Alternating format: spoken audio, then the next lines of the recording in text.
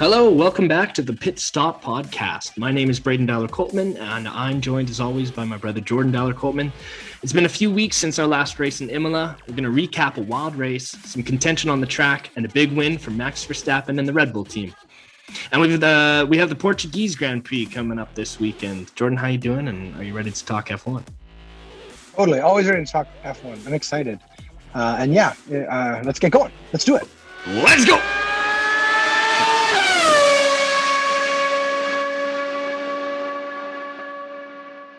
All right, our first topic this week.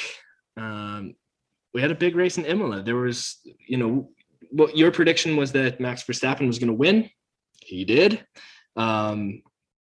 Lewis had an interesting race. I definitely thought he was going to be the one that was going to be right at the end in the front there. It's so funny how, look back at what happened to Sergio Perez in that last race of the year.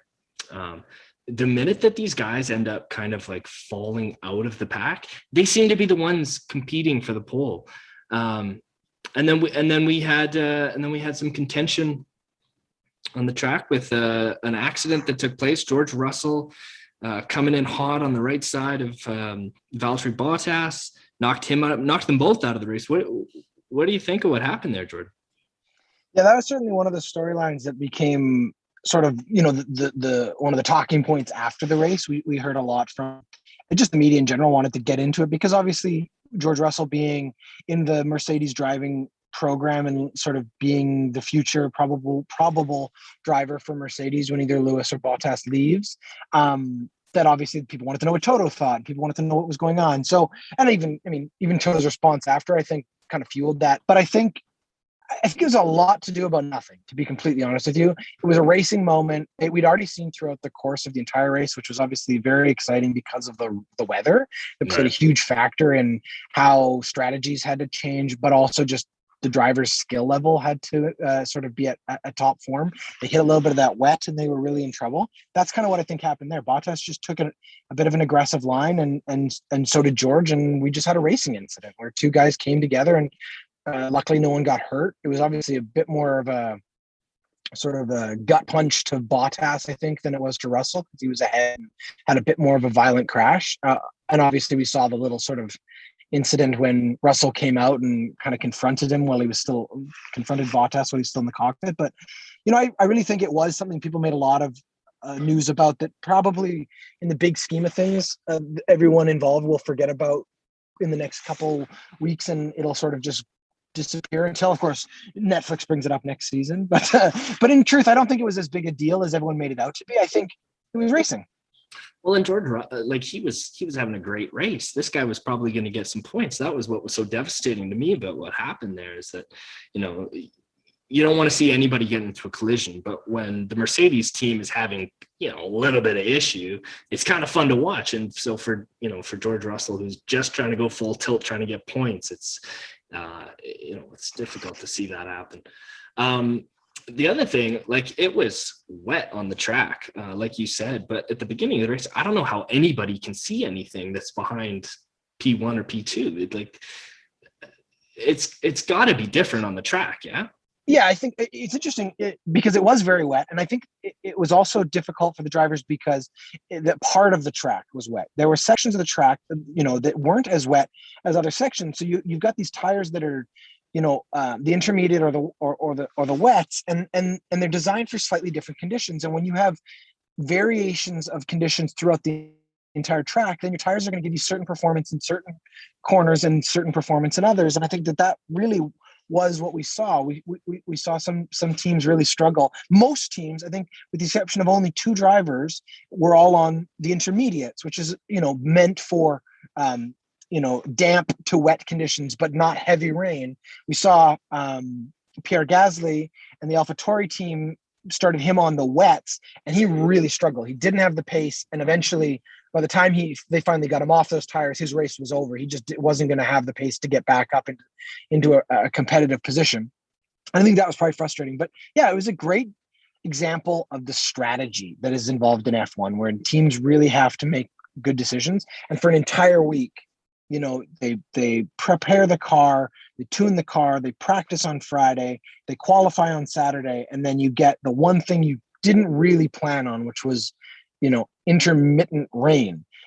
All of the team strategies from that they would have been, wargaming all week go out the window an hour before race time, and you have to completely plan your entire race. And some teams do that really well, and we saw some teams struggle, and that's fun. I think that's a great part of the sport. We got a good example of last race. Yeah, and just jumping off of that, like having those stops, having those yellow flags. Again, there's another component where you just have to completely re-strategize. It's exciting. Yeah, and to the strategy point, we also saw an interesting thing at the beginning of the race. Both of the Aston Martin cars had brake issues on their warm-up laps. Okay. And we saw both of them have to have brake repairs done. They actually had to remove part of the braking mechanism, and they were trying to do it on the grid, which they're allowed to do as long as the car is running and that the entire pit team has left the grid by 5 minutes prior to the start of the race. That didn't happen for Sebastian Vettel's car. They were able to get Lance Stroll's car running and ready to go, but Vettel actually had to start the race from the pit, and that's the second race in a row now we've seen where a car has had to start in the pit because of some kind of mechanical issue. So it also shows you that in these early weeks, the teams are still figuring out their machinery, and obviously that Aston Martin car being, one of the teams that really did want to get off to a good start. They're still started working out the kinks. So like I said, fortunately the Mercedes had a little bit of a troubling race, not finishing 1 and 2 as we usually see. Instead we had Verstappen at the top. Lando Norris made podium. Yeah, he was 3. He finished 3, which was a great finish for him. Yeah, that's fantastic. Obviously, his teammate finished 6th. And yeah, I think McLaren is just demonstrating again how competitive they're going to be. I mean, that's what's really exciting about it. When the opportunities are there, they're going to jump up there. Norris was 4th at Imola, and he finishes 3rd, so he's getting better. And I think that McLaren machine with that new Mercedes engine is there. That's a little rocket ship there. If they can get that thing in the right position in the right race, they could really fight for the top of the podium this year, which would be exciting for both drivers. It should be exciting to see how at least to have a little bit more competition at the top there, pushing Mercedes and Red Bull. All right, that was Imola. We're going to take a quick break, and we'll be back with a preview of the Portuguese Grand Prix. This episode of the Pit Stop Podcast is brought to you by Roma Pizza and Donair. We all know that the best thing about Edmonton is the many Donair options. And I know if you're like me, it can be overwhelming and stressful trying to hunt down the best. Well, my friends, we have found it, and it's time you did too. Roma Pizza and Donair in Westbrook, Aspen Gardens is Edmonton's best kept secret. There's nothing quite like piping hot meat getting shaved and served with a generous ratio of sweet sauce. And look, I know someone out there is saying, yeah, no, that's not really my thing. Well, hold your horses, because there is more. Roma Pizza and Donair not only serves Edmonton's best donair, but they also offer Roma pizzas, dinner platters, chicken wings, chicken fingers, chicken nuggets, chicken tawuk, burgers, salads, subs, baklava, coconut cake, and with summer right around the snow-covered corner, they also have summer specials, deep fried pickles and deep fried Oreos. But hey, don't take my word for it. Sometimes tasting is believing. To order, call them at 780-944-9696. That's 780-944-9696. They're open every day except Sunday from 11 until 11 and open till midnight Friday and Saturday. You can also follow them on Instagram at Roma Pizza Donair. All right, welcome back.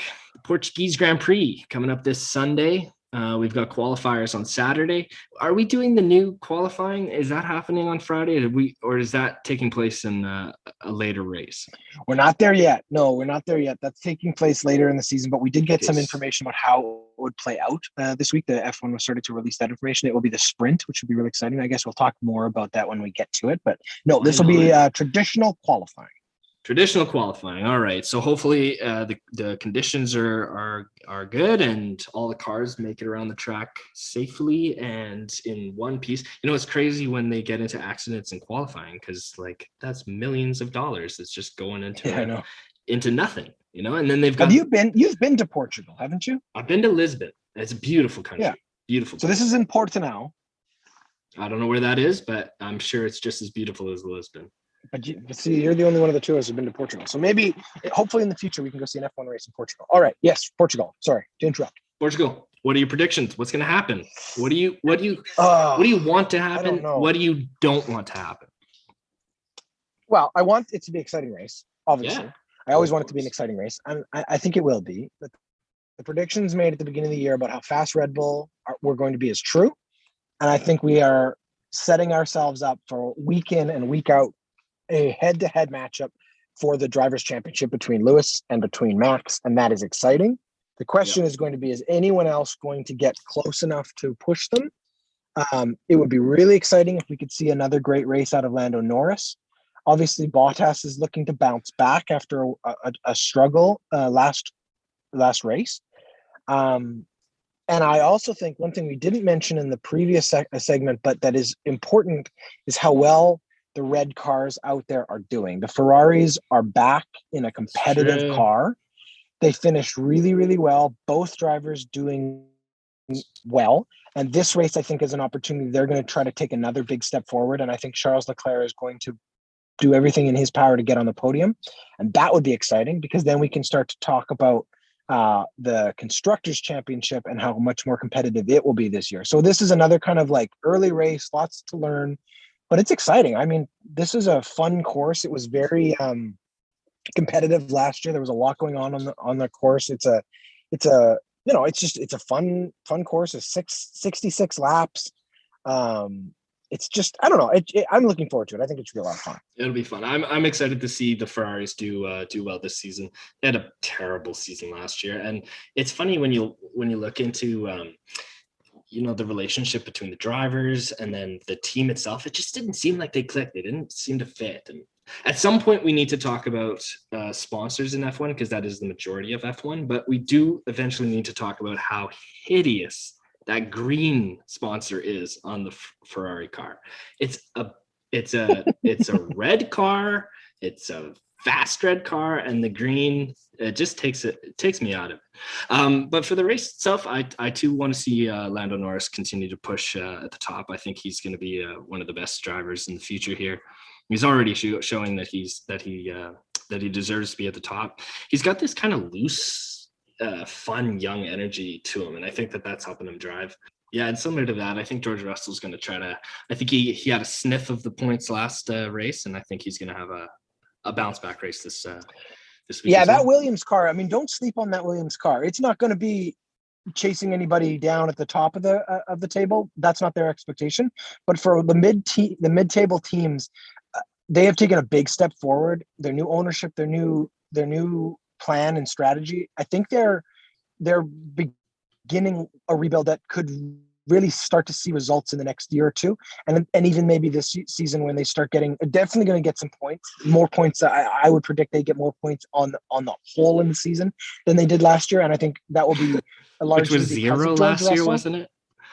Yeah, but George Russell is going to continue to push that vehicle. George Russell, and Lando Norris are the next great drivers coming. They are the guys to watch, and in a couple years they could be competing for championships. Probably, in the case of, at least with Russell, a different constructor. I don't think he'll be competing for championships with Williams. He'll probably be doing it the Silver Arrow for Mercedes. But that being said, he is that level of elite driver that even with this lesser car, I think he is going to push it to the max, and we could see the beginnings of something really special if he can do that. This week, a huge disappointment, but he's going to learn from that, and I think he'll be back this week with something to prove, just like I said about Perez. So that's true. All right. Well, you got an opportunity to see Russell, Norris, Ricciardo, Verstappen, the whole gang Sunday at the Algarve International Circuit, the Portuguese Grand Prix. Jordan, thank you as always, and we'll talk to you soon. Thank you. That was Pit Stop.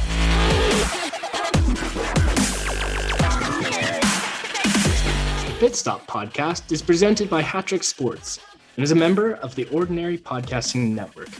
The show is produced by Jordan and Braydon Dowler-Coltman each week, but mainly Jordan. And you can follow us on Facebook, Instagram, and Twitter. Thanks for listening.